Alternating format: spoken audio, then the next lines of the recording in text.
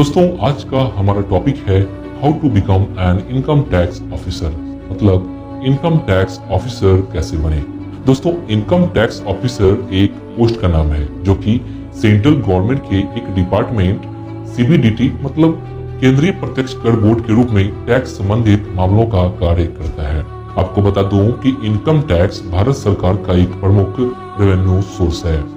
वैसे income tax officer को short में आईटीओ भी कहा जाता है। दोस्तों इंडिया में बहुत सारे ऐसे लोग हैं जो टैक्स के डिफॉल्टर्स हैं। आईटीओ की जिम्मेदारी है कि वह उन डिफॉल्टर्स को पकड़े और उन्हें डिपार्टमेंट की ओर से नोटिस भेजे ताकि उन्हें उनकी रियल इनकम के अनुसार टैक्स का पेमेंट करने के लिए फोर्स किया जा सके। दोस्तों इस वीडियो में टाइटल से रिलेटेड बहुत सारी इंफॉर्मेशन दूंगा, तो चलिए शुरू करते हैं। पहला पॉइंट है इनकम टैक्स क्या होता है। दोस्तों आप जो भी कमाते हैं या अर्न करते हैं उस इनकम पर आपको टैक्स रेट के हिसाब से टैक्स देना होता है। जो ऑफिसर आपकी इनकम से टैक्स वसूलते हैं उन्हें इनकम टैक्स ऑफिसर कहते हैं। दोस्तों इंडिया में दो तरह के टैक्स लगते हैं, एक डायरेक्ट और दूसरा इनडायरेक्ट टैक्स। देखिए डायरेक्ट टैक्स वह होता है जिसे आप अपनी इनकम पर सरकार को सीधे भुगतान करते हैं, जबकि इनडायरेक्ट टैक्स एक ऐसा टैक्स है जो कोई और आपकी ओर से कलेक्ट करता है और गवर्नमेंट को पेमेंट करता है। अब जानते हैं क्वालिफिकेशन क्या चाहिए। दोस्तों इनकम टैक्स ऑफिसर बनने के लिए आपको एसएससी सीजीएल का फॉर्म भरना होगा जो कि ग्रेजुएशन बेस पे है। मतलब अगर आपको आईटीओ बनना है तो आपको किसी भी स्ट्रीम से ग्रेजुएशन पास होना चाहिए। मतलब अगर आपका ग्रेजुएशन आर्ट्स, कॉमर्स, साइंस या कोई और बैचलर डिग्री है, आप सीजीएल का फॉर्म भरने के लिए एलिजिबल हैं। यहाँ तक तो कोई कंफ्यूजन नहीं है, तो चलिए नेक्स्ट पे चलते हैं। उम्र सीमा क्या है और छूट कितनी मिलती है। दोस्तों उम्र सीमा की बात करूं तो इनकम टैक्स ऑफिसर पद के लिए कैंडिडेट की एज लिमिट 21 वर्ष और मैक्सिमम 27 वर्ष होनी चाहिए, तभी आप इसमें आवेदन कर सकते हैं। इसमें नियमानुसार SC, ST और OBC को उम्र में छूट देने का प्रावधान भी होता है। अगर कैटेगरी वाइज छूट की बात करूं तो SC, ST को 5 वर्ष, OBC को 3 वर्ष, PWD को 10 वर्ष की छूट मिलती है। अब जानते हैं फॉर्म भरने के लिए फी कितनी लगती है। दोस्तों एग्जाम का फॉर्म भरने के लिए 100 रुपए लगते हैं, लेकिन कुछ स्टूडेंट्स को इस फी में छूट भी मिलती है।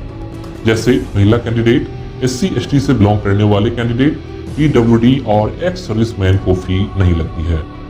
दोस्तों जिन्हें फी का पेमेंट करना है वे भीम UPI, नेट बैंकिंग के माध्यम से या VBI, master card, maestro, RuPay, credit या डेबिट कार्ड का उपयोग करके या SBI शाखा में कैश में SBI चालान का उपयोग करके किया जा सकता है।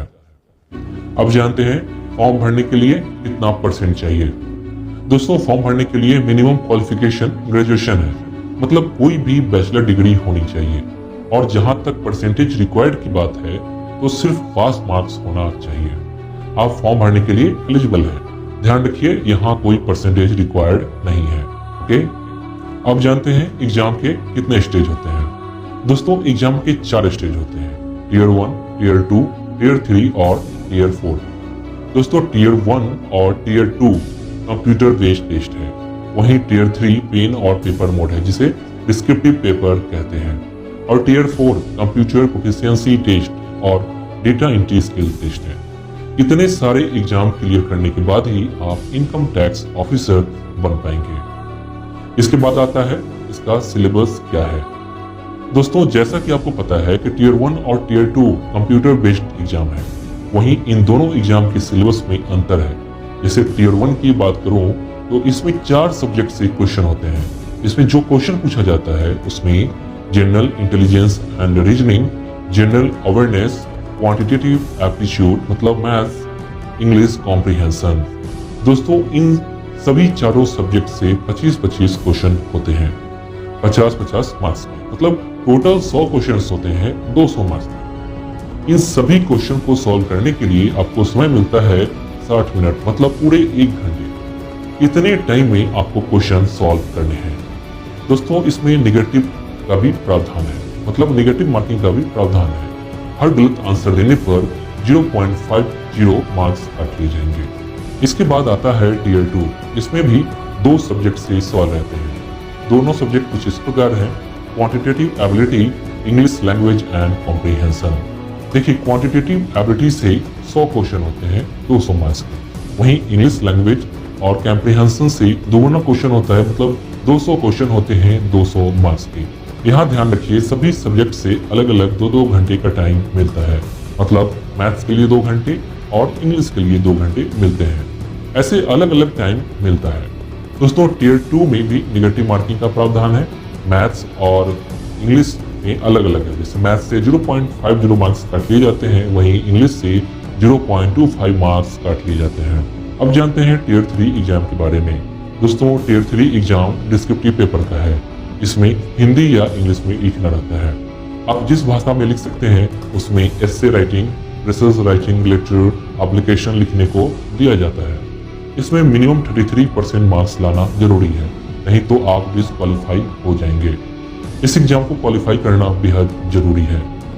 अब जानते हैं टियर 4 एग्जाम के बारे में। दोस्तों, इसमें कंप्यूटर प्रोफिशिएंसी टेस्ट मतलब CPT and data entry speed test मतलब DEST लिया जाता है। मतलब आपको हिंदी या इंग्लिश में टाइपिंग आनी चाहिए, क्योंकि उसका भी टेस्ट लिया जाता है। यहाँ ध्यान दीजिए कि टियर 4 एग्जाम सिर्फ क्वालिफाई करने के लिए है, क्योंकि इससे आपके मेरिट में कोई फर्क नहीं पड़ता। दोस्तों, सारी चीजें तो बता दी, लेकिन अब आपको जानना चाहिए कि इसमें सैलरी कितनी मिलती है। दोस्तों, शुरुआत में इसका ग्रेड पे 4600 रहता है, जो कि 55,000 से लेकर 60,000 के बीच हो सकता है। साथ ही साथ DA भी मिलता है और इसके साथ ही बहुत सारी फैसिलिटी भी प्रोवाइड की जाती है। इसके बाद जानते हैं इसके लिए तैयारी कैसे की जाए। दोस्तों, इनकम टैक्स ऑफिसर बनने के लिए आपको पढ़ाई तो करनी पड़ेगी, ये तो आपको पता है, लेकिन सिस्टमैटिक ढंग से पढ़ाई करने के लिए आपको डेली रूटीन बनाना होगा, मतलब स्टडी का टाइम टेबल बनाना होगा और आपको उसके अनुसार ही तैयारी करनी होगी। देखिए, सबसे पहले SSC CGL का सिलेबस को समझिए और उसके अनुसार पढ़िए। इसके लिए आप किसी बढ़िया कोचिंग का भी हेल्प ले सकते हैं, या आजकल YouTube पर भी बेहतरीन तरह से शुरू हो चुकी है। करना ये होगा कि आपको बेस्ट चैनल को खोजना होगा जो आपकी SSC CGL की तैयारी करवा दे। तो दोस्तों, इनकम टैक्स ऑफिसर बनने के पूरे प्रोसेस को आपने समझ लिया। उम्मीद करता हूँ कि ये वीडियो आपको पसंद आई होगी। पसंद आई तो वीडियो को लाइक कीजिए और चैनल को सब्सक्राइब कीजिए। Thank you.